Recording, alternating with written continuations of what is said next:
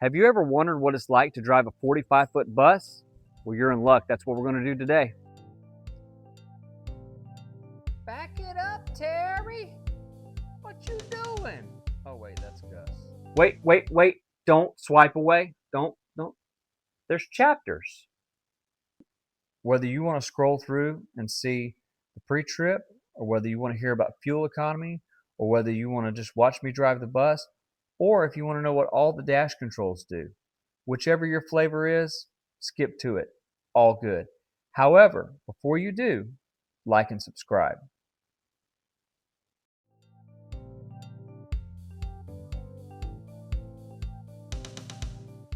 All right, before I get going, we will do a full, kind of walk around.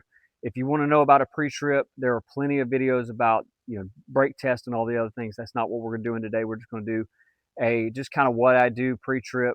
So here we go. I've already checked the oil, transmission fluid. You also have the miter box, which is basically the gears that runs the radiator fan.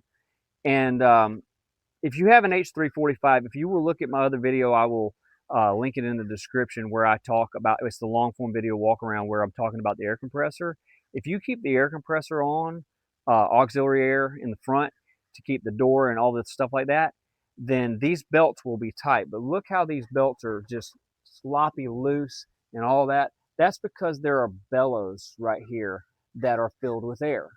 So what I'm going to do is I'm going to come over here and I'm going to, there's a port if you have an H345 right here, and you just take you a regular air compressor tire type attachment and just fill it up, and it will tighten these belts up. One other thing I'm going to do is I'm going to drain my fuel filter. I've got a drain and it'll basically pull some of the water out. It's a water separator. So let's do that real quick. All right, now we're going to just turn the batteries on and go start the coach. All right, we're going to start it up. First, we're going to hit our master switch, put the key in, turn it over, let it click twice, and start the coach.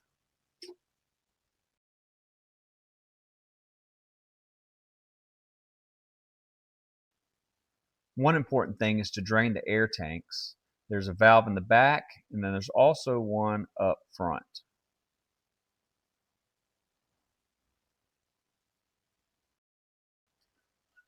This is the main air tank. You drain that right there with that valve.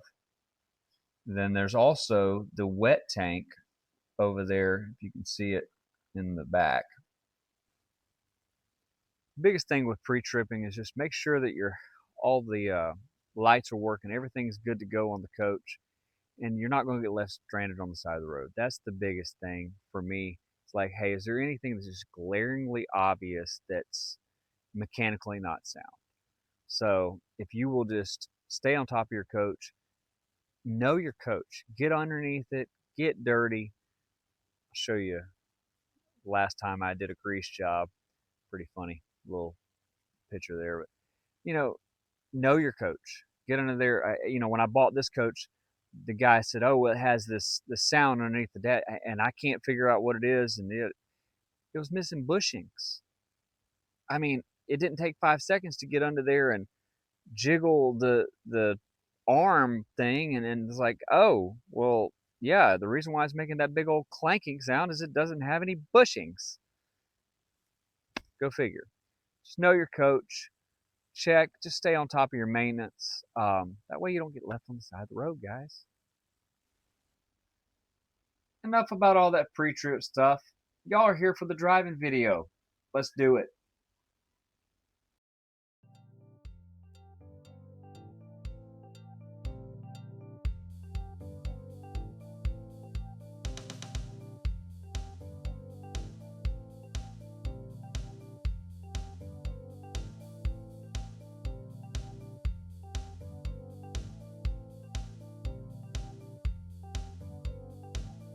One thing, obviously, is you're 45 foot long, so these turns have to be negotiated a little differently. You want to first, just make sure you get the rear end of the coach over just as much as you can without, obstructing traffic. And then what you're going to do is you're going to swing wide, because I'm going to measure it out. You got about 5 or 6 foot on the front, and you just overswing a little bit, if you will.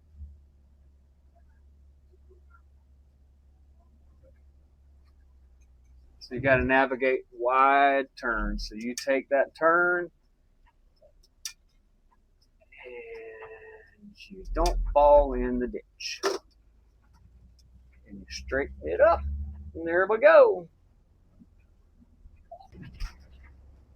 So as you're driving, you are 102 inches wide. Definitely have to pay attention to the width. And there's a friend of mine. Love the air horn. Love the air horn. So you just got to take things a little slower whenever you're driving this thing. You're not going to be able to get across traffic as fast. You're not going to, everything's exaggerated and everything is slower. But I have, 20 years of professional driving experience. But then, I've been driving a bus since I was 12 years old. I was doing 3-point turns in that cul-de-sac you just saw us come out of with my dad's Eagle bus. So, I've got the history and just a little bit of know-how, a little bit of want to, nothing to it.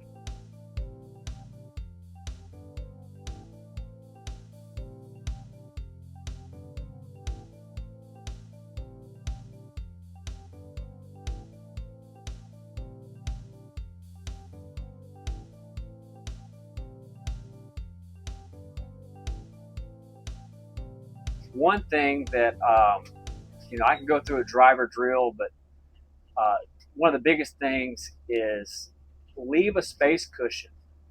Guys, there's no need in a 40,000-pound vehicle to ride somebody's rear end, because all it's going to do is just cause problems. I mean, you're just going to get in tight spots and so on and so forth. But I did want to talk about one thing, is this Jake brake that we have going on here.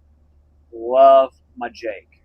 This Jake, the nice thing about the Jake is that it's kind of like if you have tow haul mode in a truck, where it will resync the gears, if you will, to where it'll actually not only use the engine to brake you, but it will also gear down a little differently too. That's really fun, really cool, really helpful when you're in the mountains. So we'll say that. So Well, I tell you. I know you're enjoying the video, Now, but so we can get out here. like and subscribe. Really Time helps us fashion. out. Trying to figure this whole YouTube If algorithm train out. still has everybody Really need lost, all the it help does. we can get. Thanks. Flex a little bit. So let's talk about fuel economy, or lack thereof. Everybody asks, oh man, it must cost a fortune to fill it up. Well, filling it up's not, it is, but it isn't the problem. You can go 12 to 1,500 miles on a tank of gas. It's 230 gallons. The question is, what kind of fuel mileage? I'm supposedly supposed to get 8 to 10, but I haven't seen anything near that. Let's see what the old indicator says right now. It says 6.8.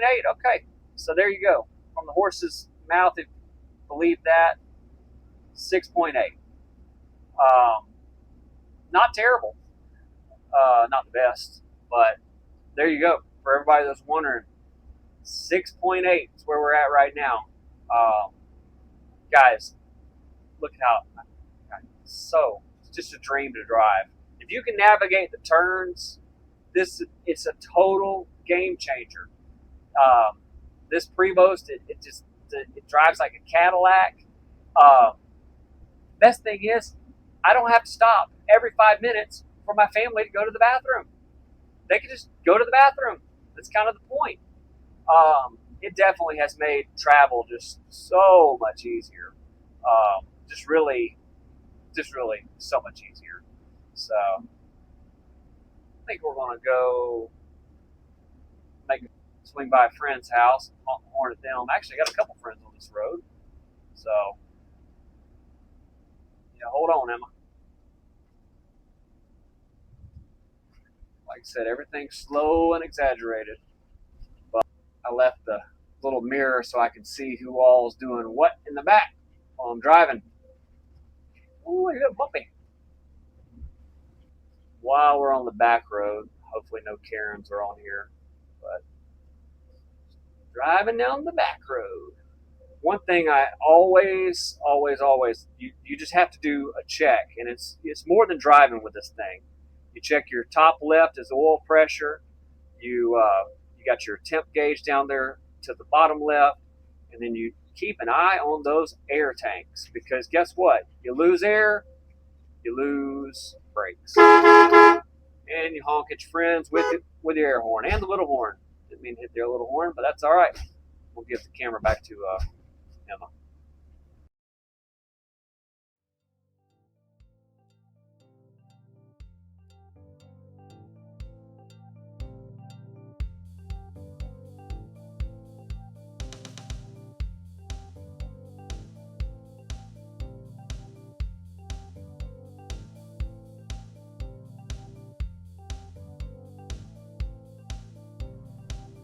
So on the safety side, like I said, always watching those air tanks, your brakes, obviously just everything gauge related. But just part of the driver drill, what you do is every 3 to 5 seconds you are scanning. You're doing a triangle scan. You're checking your rear if you can. I mean, I've got a camera over here. I do check, just make sure nothing crazy is going on. But so let's talk about following distance.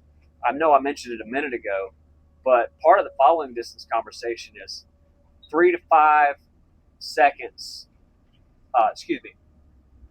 4 to 6, 6 to 8, under 35 and over 35 miles an hour. That's what I have been taught, and I will say that's a good rule of thumb, especially for something this big. But one thing I haven't talked about, yes, we have the length. Man, we are 45 foot long. But what about the height? This little dash indicator right here, 12.4 inches. So just to give you an idea, a semi-truck is 13.6. So we're almost as tall as a semi-truck. So does anybody know how long a semi-trailer is? Uh-oh. I guess we're going to get stopped by the funeral procession. And, well, here we are. They're going slow.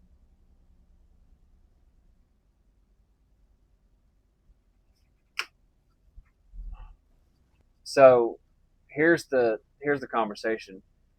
You got 12 foot 4 inches. Well, let me ask you this: how long is a semi trailer? Anybody know? 53 foot. So you're 8 foot shorter than a semi trailer. But the thing about it is, and the reason why, if you looked at the last video, why I didn't take Gus, and just because of being tight and all this conversation. But the big thing is with a 53 foot semi trailer, you actually have a hinge, and you can actually jackknife and get this thing, at a straight 45 if you have. I mean, just boom. Well, with a bus, there is no hinge. You are just whatever this wheelbase, whatever the turning radius is, and that's what you got. So that's a fun conversation. All right, here we go, rolling past the funeral. Guys, hit the like and subscribe button. I mean, it really does help us out. It helps, the YouTube algorithm that is so infamous to promote the material. And so, really thank y'all so much for just following along with the journey. There are going to be so many more videos to be done. I mean, I don't even know if I can keep up with the amount of videos. So subscribe, follow along. It's going to be a fun journey.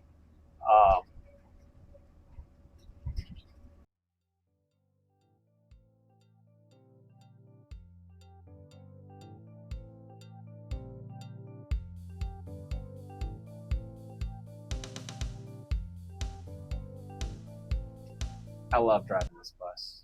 It is literally, I have been excited about making this video. It's just a pleasure. It is just a pleasure to drive. A little nerve wracking whenever you realize that you're responsible for all of this. Still fun.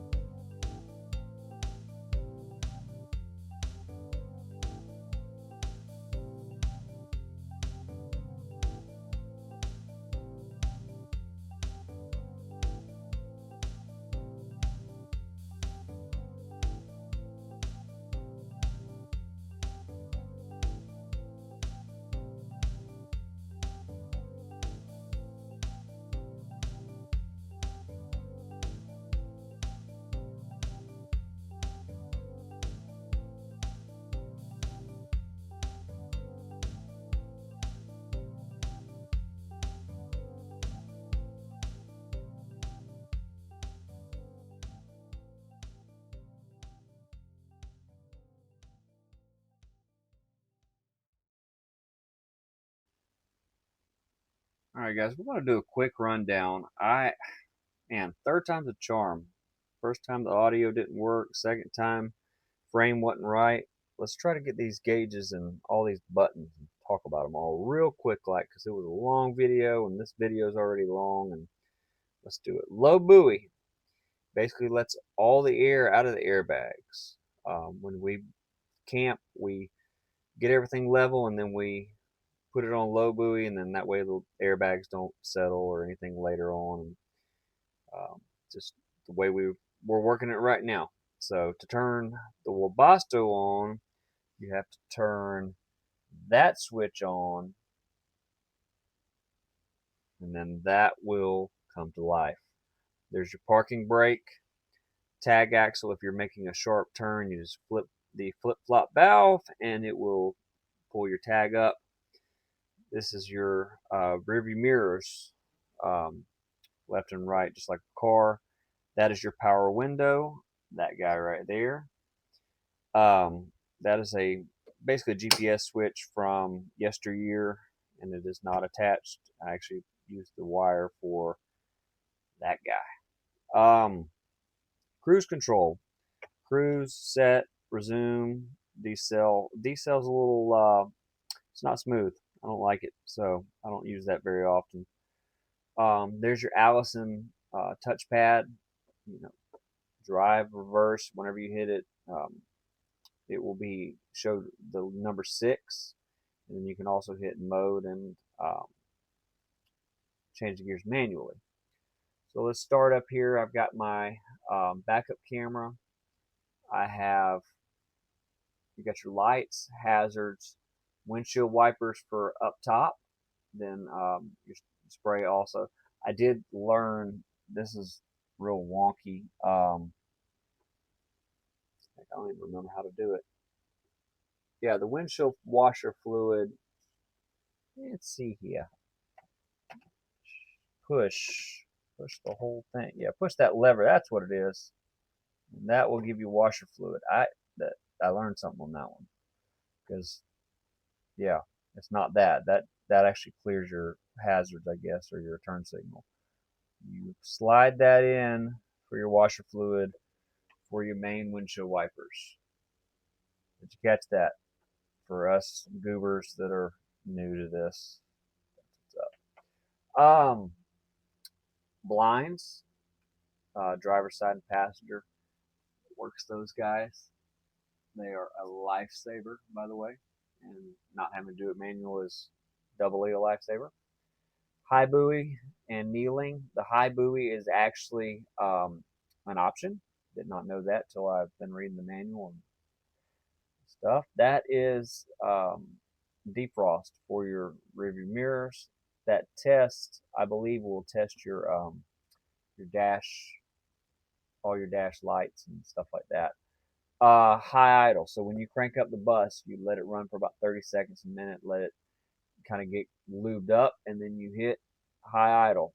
When you have to run high idle when you are parked, because especially if you have the AC on, one, it's going to keep the oil up to the top of the motor, but secondly, if you have the AC on, you've got to keep enough volts going to the air conditioning, because the air conditioning system is just massive. You got your Jake brake, 2-stage Jake. The one is pretty smooth. You barely know it, just helps you with stopping, and it also changes the, as I mentioned earlier in the video, it also changes the shift pattern as well, if I'm not mistaken. Second stage definitely will bring you on down. Override, if I'm not mistaken, you need to look at the manual. The owner's manual has all these in here.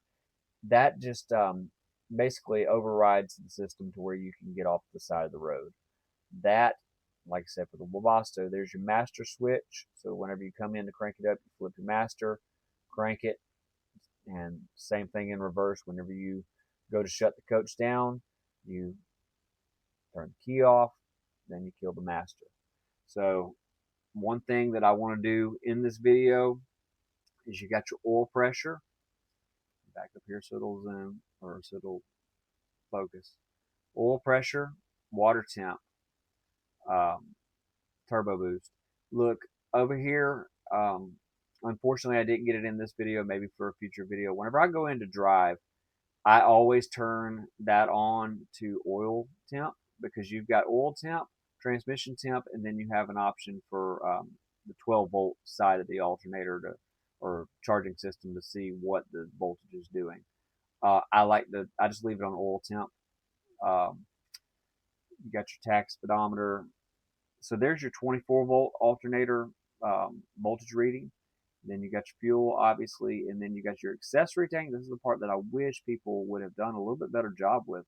Accessory tank, rear tank, and front tank. Okay. Those guys are important. As I said, I'm a little paranoid, but they're important. Over here, you got your entrance door. So we still have the original door. So we use this whenever we're camping. We keep the air tank on there, closing and opening, and actually you can hear it open. By the way, if you don't have your batteries hooked up, that's another thing I did say in another video, but the audio did not cooperate. You have to leave the batteries on to keep the door working whenever you're camping.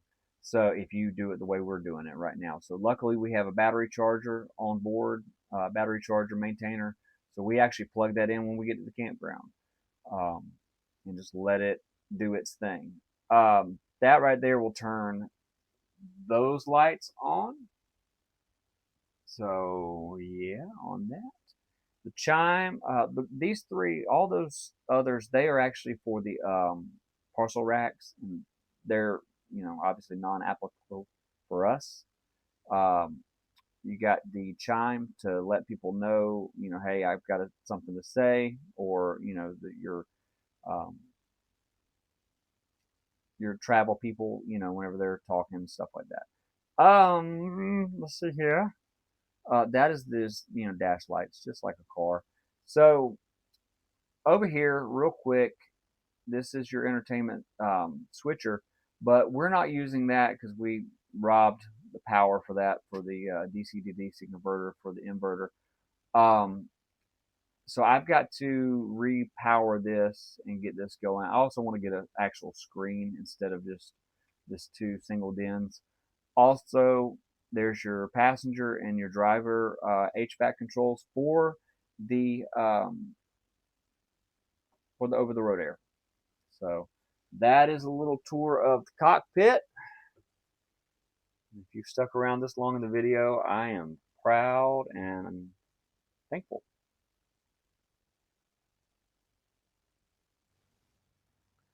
Thank you for sticking that one out. It was a little bit of a long video.